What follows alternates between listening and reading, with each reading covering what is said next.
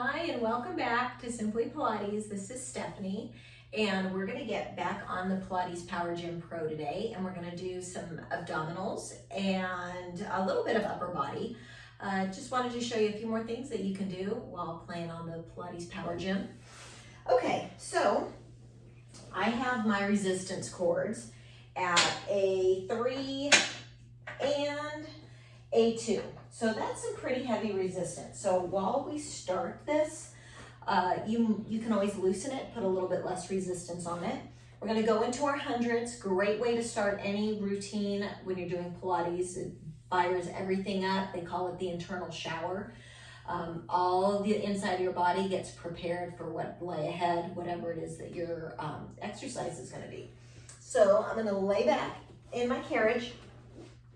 I'm gonna support my shoulders up against the pads, and I'm gonna grab the handles that they give me. So from here, I'm gonna pull my elbows in by my sides. I'm gonna put my feet up onto the end of the footboard, and I'm gonna press myself out. Arms are gonna go long. I'm gonna bring my leg one at a time up into a tabletop position. I'm gonna take an inhale to prepare. I'm gonna exhale to lift my shoulders, raise up off the mat, off of the carriage, and I start to inhale. And exhale, there you go, keep going, inhale. Exhale, lifting through the crown of the head, lifting through those shoulders. You're taking an inhale for 5 breaths or 5 count, and exhale for 5. Keeping my back either in an imprinted position, or if you're capable of doing it, leaving your back in a neutral position. If that becomes easy enough for you, you can try extending your legs out long. The higher they are to the ceiling, a little bit easier it's going to be, although it is a lot of extra stretch on the back of the legs. Keep going, inhale. Otherwise, you can lengthen the legs closer to the floor, a little bit more challenging, especially if you're trying to stay in neutral. 2 more breaths, inhale. Exhale, stay lifted, last one, inhale. Exhale, I'm going to bring my legs back to tabletop, and I'm going to slowly release back down out of that resisted carriage. Feet come on the board. I'm going to release my hands out of the handles, and I come up to sit. Good job.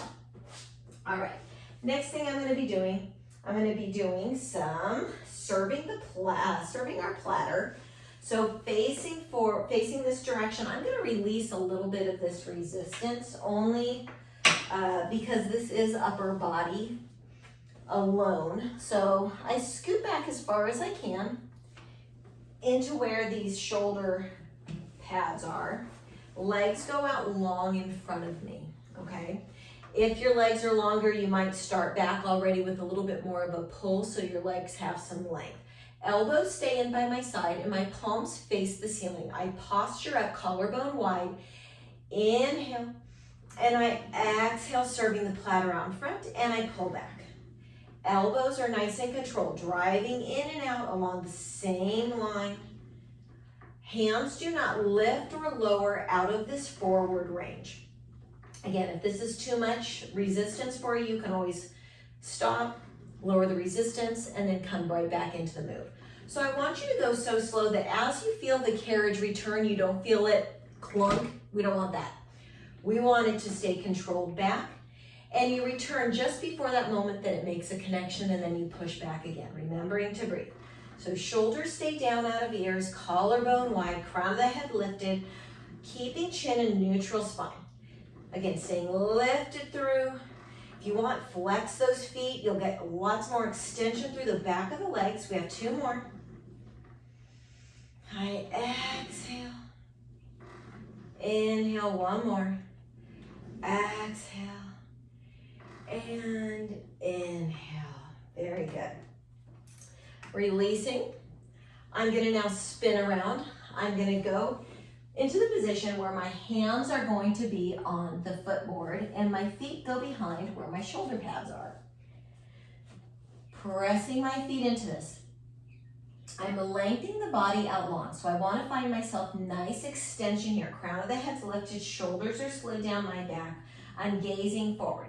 I'm going to slide my knees away, moving carriage back. I come down And then I come right back, pressing through those hands, keeping chest open, collarbone wide.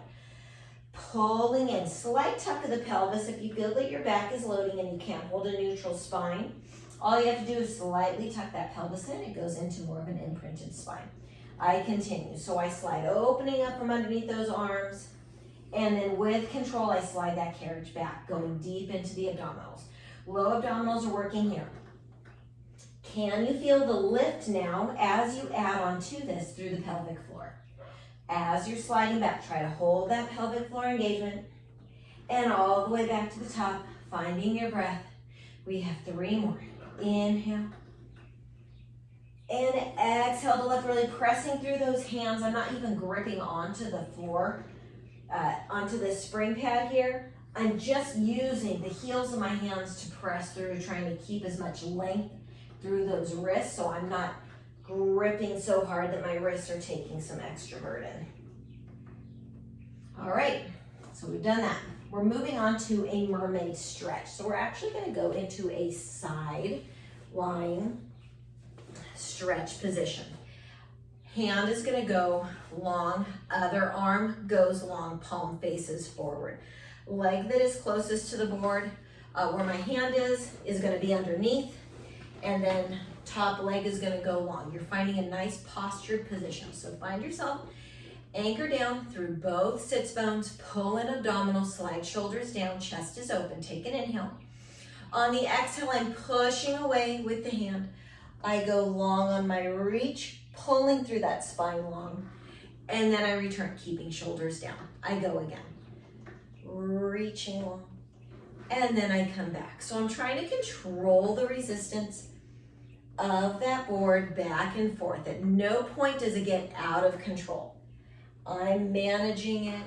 I'm limiting it, how fast or slow it's going. I'm reaching through the crown of the head though, additionally, while trying to keep that opposite hip anchored down onto the carriage. We have 3 more. Inhale. Exhale. Beautiful job. Chest is open. Lengthening through the spine, lengthening through the side of the body. Obliques are getting some work here. And I come back to center. Okay, so I'm gonna come back to the front. I'm gonna do this again on this line where I'm doing my slide back. So just myself, getting my feet in here. Last time I found that it was a little bit easier than I wanted, so I'm gonna play around with the resistance. I'm gonna add just a 1. So now I have a 3 and a 1, or no, I have 3 and a 1 on it. Shoulders down, chest is wide. Lifted through that spine, I slide my knees away as I open up, chest lowers down, opening through the arms and palms press down to lift and return. Again, I'm not hitting the carriage through full extension or full release. I'm finding that little spot right before it hits. Keeping my pelvis tilted ever so slightly forward, lower abdominals, protecting the back. Noticing crown of the head is pulling long, and there's no major change in the position of your chin. We don't want to tuck that chin, or as we come back, lift our chin up out of that neutral position. Finding breath. 3. Back up, pulling abs and hips forward. 2. And back up. Good job. We got 1 more here. Back and forward to the top. Okay, so now I'm going to release that extra weight that I have because I'm going to do my mermaid over to the other side. So excuse my back. We're going to go ahead and get ourselves situated. Make sure both of our sits bones are anchored down. One arm goes long, other arm goes long, palm faces forward. I take an inhale to prepare. And I exhale, pushing carriageway, lengthening through the body, lengthening through the side, getting nice flexion laterally through that spine. Lifting long, controlling on the way back. Obliques are getting a big stretch and controlled engagement. And again, opposite hip. My left arm is reaching. I'm trying to keep my left sits bone anchored into that carriage. Don't let it lift. Chest stays open. We're not lifting up to the ceiling, and we're not lowering our chest down to the floor. One more.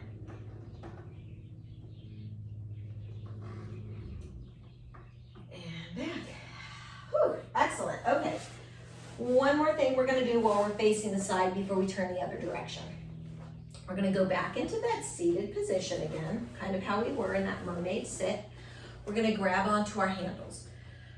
Posturing up tall, grabbing the handle. My furthest arm is going to go underneath. My closest hand to the handle is going to be the one that goes on top here.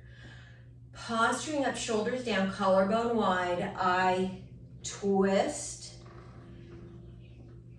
and return. So I've already noticed this is too slow for me. I need a little bit more resistance. So I'm going to go ahead and I'm just going to add a 1 to it to make it a little bit more challenging. So I'm facing, so I've got a nice little rotation here as I corkscrew all the way up through the crown of my head.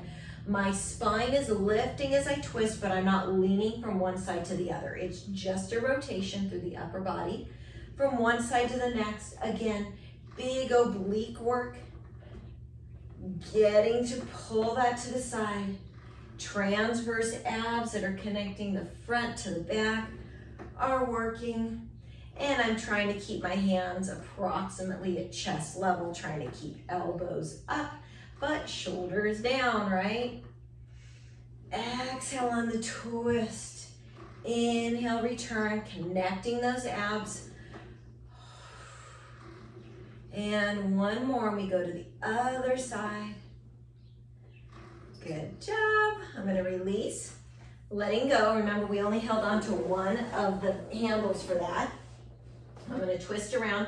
My feet are pointed the direction of the footboard. Grabbing on, closest hand goes on top, posturing up. Shoulders are wide, collarbone open, and I twist, growing tall on that rotation. Shoulders stay out of the ears.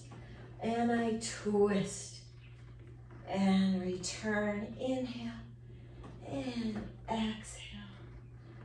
Inhale, exhale. Pulling in those abs, lots of control, taller and taller. This side's a little bit harder because my other side's already been used and tired out a little bit. That's okay, I push through with my breath. Exhale on that twist, making room for that twisting. Inhale. And exhale, I have 2 more. Inhale. Exhale, grow taller, shoulders down. Last one here.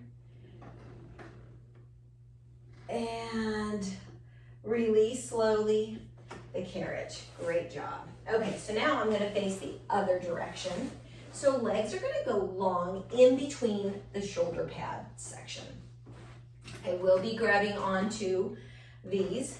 I'm going to leave it on this weight. I might need to increase the resistance a tiny bit because I'm going to be starting with my biceps.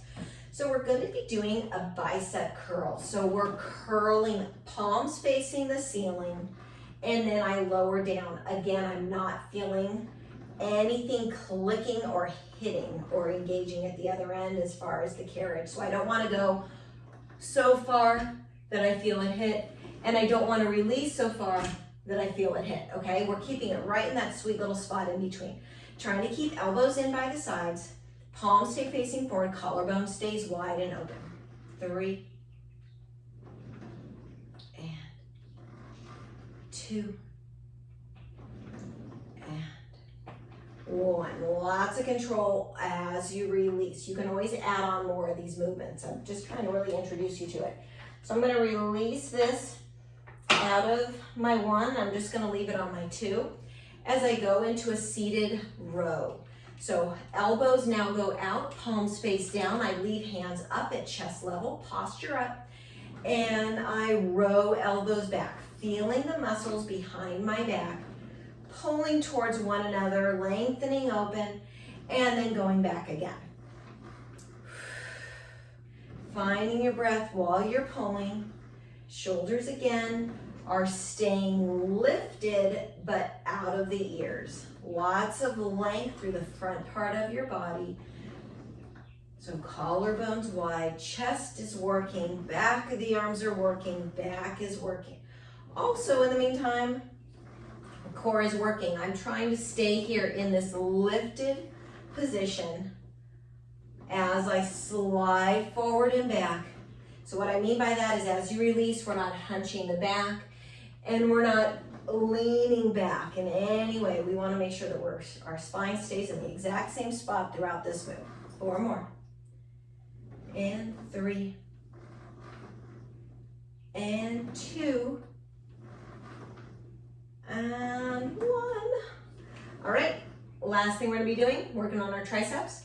So palms stay facing down. We're gonna give ourselves a little bit of a pull. So arms are bent, elbows are by the side.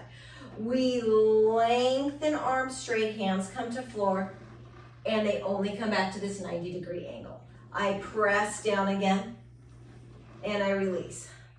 This is actually a little bit too much resistance for me because my triceps are obviously a lot,